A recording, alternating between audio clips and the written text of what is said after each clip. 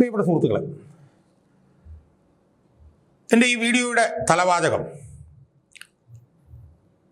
കേരളത്തിലെ 40-45 ശതമാനത്തോളം വരുന്ന ഹിന്ദു മതവിശ്വാസികളുടെ അവരേറ്റവും പരിപാവനമായി കരുതുന്ന, അവർ നെഞ്ചേറ്റുന്ന അവരുടെ മഹാക്ഷേത്രമായിട്ടുള്ള ശബരിമലയിലെ ശ്രീകോവിലിൽ നിന്ന് കിലോ കണക്കിന് സ്വർണം അടിച്ചു മാറ്റിക്കൊണ്ടുപോയ ആ വലിയ കൊടും ക്രൂരതയിൽ ഈ കൊല്ലം വിജിലൻസ് കോടതി ആ കുറ്റത്തിന് ഡയബോളിക് ക്രൈം എന്നും ഹൊറൻഡസ് ക്രൈം എന്നൊക്കെയാണ് പറഞ്ഞത്. ആ വലിയ കുറ്റത്തിന് നേതൃത്വം നൽകിയ അതിൻ്റെ 1-ാം പ്രതിയായിട്ടുള്ള ഉണ്ണികൃഷ്ണൻ പോറ്റി തിരികെ വീണ്ടും ശബരിമലയിലേക്ക് വരുമെന്നും ബാക്കിയുള്ള എന്തെങ്കിലും സ്വർണം അവിടെ നിന്ന് അടിച്ചു മാറ്റാൻ കഴിയുമെങ്കിൽ അത് അടിച്ചു മാറ്റുന്ന പ്രവർത്തനങ്ങളിൽ വ്യാപൃതനാകുമെന്നും വളരെ ഖേദത്തോടു കൂടിയാണെങ്കിലും എൻ്റെ പ്രേക്ഷകരുമായി ചർച്ച ചെയ്യാൻ വേണ്ടിയിട്ടാണ് ഞാൻ ഇന്ന് ഈ വീഡിയോയിലൂടെ ശ്രമിക്കാൻ പോകുന്നത്. കാരണം സെപ്റ്റംബറിലെ മറ്റാണ് ഈ പെരുങ്കൊള്ള പൊതുജനം അറിയുന്നത്. അതറിയുന്നത് ബഹുമാനപ്പെട്ട ഹൈക്കോടതിയുടെ ദേവസ്വം ബെഞ്ചിൻ്റെ ഒരു ഇംഗ്ലീഷിൽ പറഞ്ഞ ഒരു ഇനിഷ്യേറ്റീവിൻ്റെ ഭാഗമായിട്ടാണ്. പി രാജാ വിജയരാഘവനും KV ജയകുമാറും അടങ്ങുന്ന ദേവസ്വം ബെഞ്ച് സ്വമേധയാ എടുത്ത ഒരു കേസിൻ്റെ ഭാഗമായിട്ടാണ് ആ വിഷയങ്ങൾ പുറത്തേക്ക് വരുന്നത്. സുഹൃത്തുക്കളെ, സെപ്റ്റംബർ കഴിഞ്ഞു. സെപ്റ്റംബർ, ഒക്ടോബർ, നവംബർ, ഡിസംബർ, ജനുവരി, ഇപ്പോൾ 5-ാമത്തെ മാസത്തിൽ നമ്മൾ നിൽക്കുകയാണ് ഈ പെരുങ്കൊള്ള പുറത്തു വന്നതിന് ശേഷം. അതുമായി ബന്ധപ്പെട്ടുകൊണ്ടിരിക്കുന്ന ഡസൻ കണക്കിന് വീഡിയോകൾ ചെയ്ത ഒരു പൊതുപ്രവർത്തകനാണ്.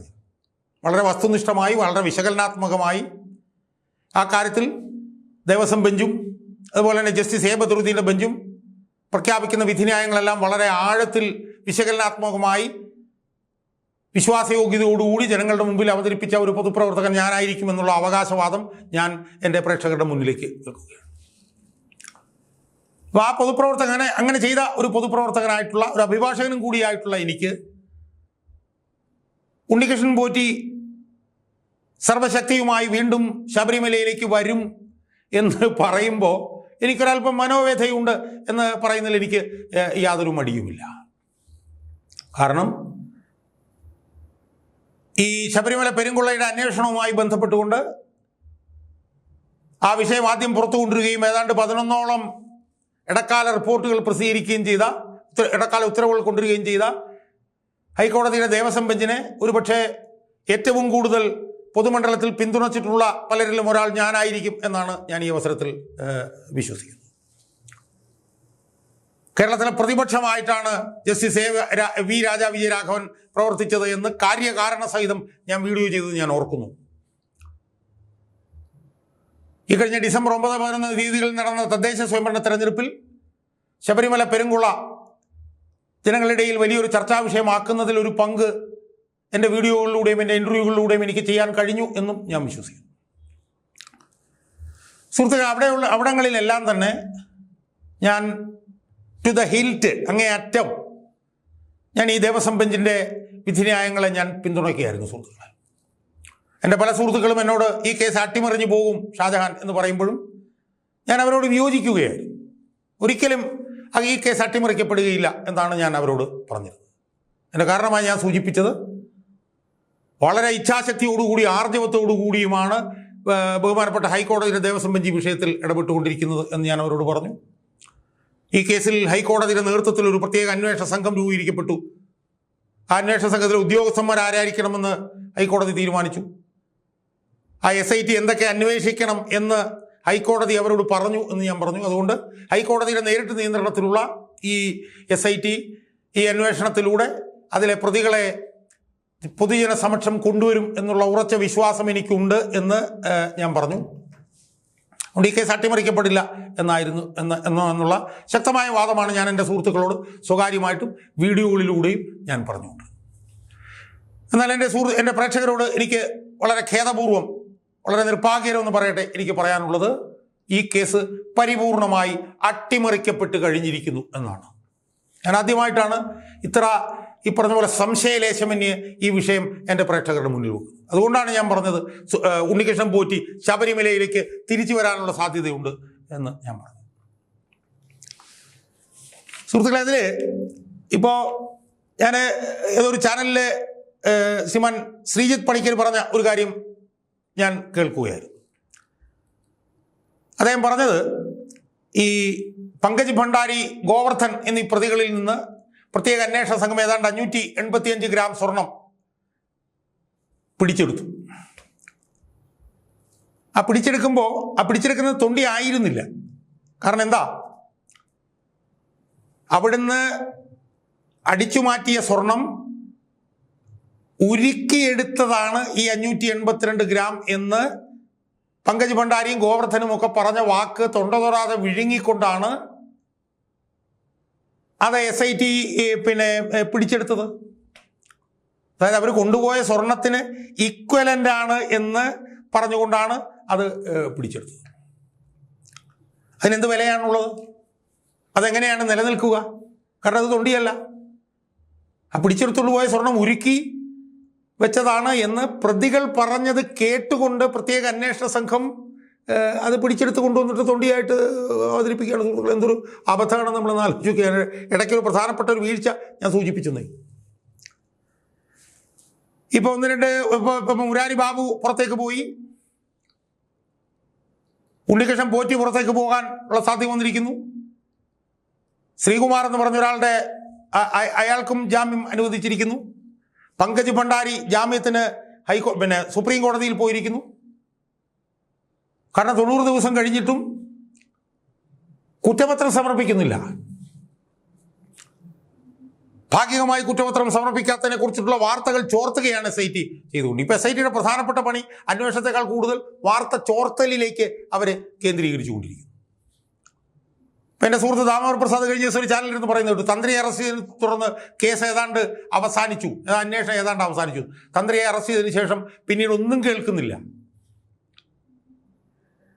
തന്ത്രിയെ അറസ്റ്റ് ചെയ്തതിനെതിരെ പ്രമുഖ രാഷ്ട്രീയ പാർട്ടികളൊന്നും മിണ്ടുന്നില്ല. BJPയുടെ നേതാക്കന്മാർ തന്ത്രിയെ പോയി കാണുക വരെ ചെയ്തു. എന്നാൽ തന്ത്രിക്ക് കേസിൽ സുപ്രധാന പങ്കുണ്ടെന്ന് ആർക്കാണ് സുഹൃത്തുക്കളെ അറിയാൻ പാടില്ല? അതുപോലെ തന്നെ നമ്മളൊന്ന് ആലോചിച്ച് നോക്കിയേ, ഏതാണ്ട് 4ാമത്തെ 5ാമത്തെ ഇടക്കാല റിപ്പോർട്ട് വന്നപ്പോൾ ബഹുമാനപ്പെട്ട ഹൈക്കോടതി ഉയർത്തിയൊരു വിഷയമുണ്ടായിരുന്നു, ദേവസ്വം ബെഞ്ച് ഉയർത്തിയൊരു വിഷയമുണ്ടായിരുന്നു. എന്താണ്? അന്താരാഷ്ട്ര പുരാവസ്തു കള്ളക്കടത്തുകാരനായിട്ടുള്ള സുഭാഷ് കപൂർ അയാൾ നടത്തിയ പ്രവർത്തനത്തിന് സമാനമായിട്ടുള്ള പ്രവർത്തനങ്ങൾ ഉണ്ണികൃഷ്ണൻ പോറ്റി നടത്തിയിട്ടുണ്ടോ, അതിനെക്കുറിച്ച് അന്വേഷിക്കണം എന്ന് പറഞ്ഞിരുന്നു. അതിൻ്റെ കാരണം എന്താണ്?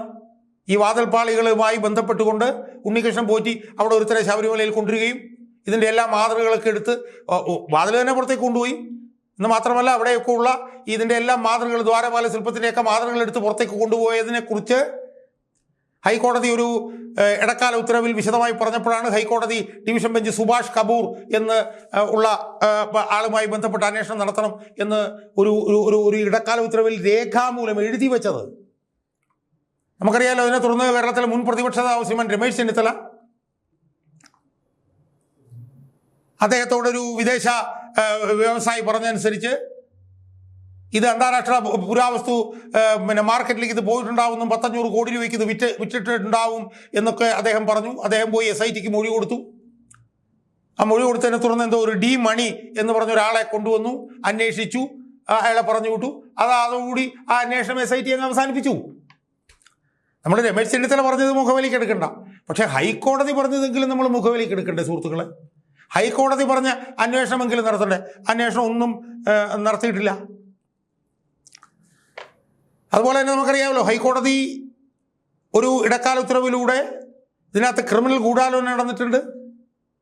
ആ ക്രിമിനൽ ഗൂഢാലോചനയുടെ 9 ഉദാഹരണങ്ങൾ ആലോചിച്ച് നോക്കണം. ക്രിമിനൽ ഗൂഢാലോചനയുടെ 9 ഉദാഹരണങ്ങൾ, അത് 2025 ഒക്ടോബർ 21 ഉത്തരവിലാണ് കോടതി പറഞ്ഞത്. അതിൻ്റെ 9 ഉദാഹരണങ്ങൾ കോടതി എണ്ണി പറഞ്ഞു, അന്വേഷിക്കാൻ പറഞ്ഞു. എവിടെയെങ്കിലും അന്വേഷണം നടന്നിട്ടുണ്ടോ അതിനെക്കുറിച്ചിട്ട്? അല്ലെ അന്വേഷണം നടന്നതായിട്ട് നമുക്ക് വല്ല പിടിയുണ്ടോ? യഥാർത്ഥത്തിൽ 2019 മുതൽ 2025 വരെ നടന്ന കൊള്ള അന്വേഷിക്കാൻ വേണ്ടിയിട്ട് പണി ആരംഭിച്ച SIT ഇപ്പോൾ പറയുന്നു ഞങ്ങൾ 998 മുതലുള്ള 4 ഘട്ടങ്ങളും തങ്ങൾ അന്വേഷിക്കും എന്ന് പറയുന്നു. അത് SIT പറഞ്ഞാൽ നമുക്ക് മനസ്സിലാക്കാം. പക്ഷെ അത് തന്നെ ഹൈക്കോടതിയുടെ ദേവസ്വം ബെഞ്ചും പറയുന്നു, ദേവസ്വം ബെഞ്ച് അത് അംഗീകരിക്കുന്നു. യഥാർത്ഥത്തിൽ 998 മുതൽ ഉള്ള കാര്യങ്ങൾ അന്വേഷിക്കണമെന്നുള്ള വാദം ആദ്യം പറഞ്ഞത് CPM ആണ്, നമ്മൾ ഓർക്കണം. ഏതാണ്ട് അങ്ങോട്ടേക്ക് ഇപ്പോൾ കാര്യങ്ങൾ എത്തിയിരിക്കുന്നു. 2019 മുതൽ 25 വരെയുള്ള പിന്നെ അന്വേഷണം സംബന്ധിച്ചിട്ട് ഒന്നും നമ്മളിപ്പോൾ കേൾക്കുന്നില്ല. അല്ലെങ്കിൽ അതോടൊപ്പം 1998 മുതൽ അന്വേഷിക്കണമെന്ന് CPM പറഞ്ഞ് അവിടത്തേക്ക് കാര്യങ്ങൾ എത്തിയിരിക്കുന്നു.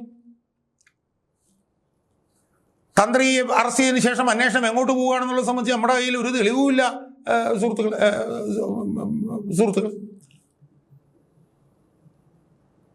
അതുപോലെ തന്നെ കുറ്റപത്രം സമർപ്പിച്ചിട്ടില്ല. പത്മകുമാറിന്റെ കൈയക്ഷരം പോലും പരിശോധിച്ചിട്ടില്ല എന്ന് SITയെ ഉദ്ധരിച്ചുകൊണ്ട് പിന്നെ വാർത്തകൾ വരുന്നു. പൂർണ്ണമായിട്ടുള്ള കുറ്റപത്രം പോട്ടെ, ഒരു ഭാഗികമായിട്ടുള്ള കുറ്റപത്രം പോലും പിന്നെ സമർപ്പിച്ചിട്ടില്ല. പലരും പിന്നെ ജാമ്യം കിട്ടി പോയി തുടങ്ങി. തൊണ്ടി മുതലെന്നും പറഞ്ഞ് ഉരുക്കിയ സ്വർണം പിടിച്ചെടുക്കുന്ന SIT തങ്ങളുടെ അന്വേഷണ പരിധിയിലില്ലാത്ത വാജിവാഹനം പോയി പിടിച്ചെടുക്കുന്ന തൊണ്ടി മുതലായി കൊണ്ടുവരുന്നു കോടതിയിൽ സമർപ്പിക്കുന്നത്. ഒരു പ്രത്യേക ക്രൈമായിട്ട് രജിസ്റ്റർ ചെയ്ത് FIR പോലും രജിസ്റ്റർ ചെയ്തിട്ടില്ല. തങ്ങളുടെ അന്വേഷണത്തിനകത്ത് അതില്ല, അതവർ ചെയ്യുന്നു. അപ്പോ ഇതെല്ലാം കൂടി നമ്മൾ കൂട്ടി വായിക്കുമ്പോൾ SITയുടെ അന്വേഷണം ഏതാണ്ട് അവസാനിച്ചു എന്ന് നമുക്ക് കരുതേണ്ടി വരും. പ്രശാന്തിനെ അറസ്റ്റ് ചെയ്യുന്നില്ല. പ്രശാന്തുമായി ബന്ധപ്പെട്ടുകൊണ്ട് 2025 നവംബർ 5 കോടതി വിധിയിൽ പാരഗ്രാഫ് 19 മുതൽ 26 വരെ പ്രശാന്തിന്റെ കാലഘട്ടത്തിൽ നടന്ന ക്രമക്കേടുകളെ കുറിച്ചിട്ടാണ് ബഹുമാനപ്പെട്ട ഹൈക്കോടതിയുടെ ദേവസ്വം ബെഞ്ച് പറഞ്ഞത്. അത് നവംബർ 5 വിധിയായിരുന്നു. അത് കഴിഞ്ഞ് ഡിസംബർ 5 കഴിഞ്ഞു, ജനുവരി 5 കഴിഞ്ഞു, 2.5 മാസം കഴിഞ്ഞു. ഫെബ്രുവരി 5 ആവാൻ പോകുന്നു. 3 മാസം കഴിഞ്ഞിട്ടും ഹൈക്കോടതിയുടെ ദേവസ്വം ബെഞ്ച് എണ്ണി 19 മുതൽ 26 വരെയുള്ള പാരഗ്രാഫിൽ പറഞ്ഞ PS പ്രശാന്തിന്റെ ക്രമക്കേടുകളെ കുറിച്ച് പറഞ്ഞിട്ടും PS പ്രശാന്തിനെ അറസ്റ്റ് ചെയ്തിട്ടില്ല, ഇതുവരെ അറസ്റ്റ് ചെയ്തിട്ടില്ല. അപ്പോൾ ഹൈക്കോടതിയെ പോലും നഗ്നമായി ലംഘിക്കുകയാണ് പിന്നെ ഈ SIT ചെയ്യുന്നത്. അപ്പോൾ ഇതിൻ്റെയൊക്കെ പശ്ചാത്തലത്തിലാണ് ഈ കേസ് ഏതാണ്ട് അതിൻ്റെ അവസാനത്തിലേക്ക് എത്തി എന്നുള്ള വളരെ വേദനാജനകമായിട്ടുള്ള നിർഭാഗ്യകരമായിട്ടുള്ള ഒരു നിഗമനത്തിൽ എത്തിച്ചേരാൻ ഞാൻ നിർബന്ധിതനായത് എന്ന് പറയാൻ ഞാൻ ആഗ്രഹിക്കുന്നു.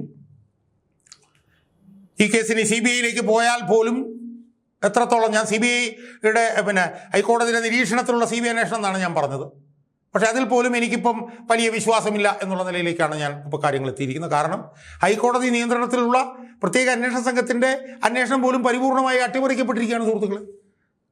അപ്പോൾ CBIയിലേക്ക് ഇത് പോയാൽ പിന്നെ ഹൈക്കോടതിയുടെ നിരീക്ഷണം ഉണ്ടായിട്ട് എന്താ കാര്യം എനിക്ക് മനസ്സിലാവുന്നില്ല. അതുകൊണ്ട് പ്രത്യേക അന്വേഷണ സംഘത്തെയും ഹൈക്കോടതിയുടെ ദേവസ്വം ബെഞ്ചിനെയും ആദ്യാവസാനം പിന്തുണച്ച ഒരു പൊതുപ്രവർത്തകനായിട്ടുള്ള ഞാൻ ഈ കേസ് ഏതാണ്ട് അവസാനിച്ചു എന്നും ഉണ്ണികൃഷ്ണൻ പോറ്റി ഒരുപക്ഷെ പിന്നെ ശബരിമലയിലേക്ക് വർദ്ധിത വീര്യത്തോടുകൂടി തിരിച്ചു വന്നാൽ പോലും അത്ഭുതമില്ല എന്നും പറയാനുള്ള ഒരു തലത്തിലേക്ക് കാര്യങ്ങൾ എത്തിച്ചേർന്നിരിക്കുന്നു എന്ന് വളരെ വിഷമത്തോടു കൂടിയാണെങ്കിലും എനിക്ക് എൻ്റെ പ്രേക്ഷകരോട് ഈ അവസരത്തിൽ പറയേണ്ടി വന്നിരിക്കുകയാണ്.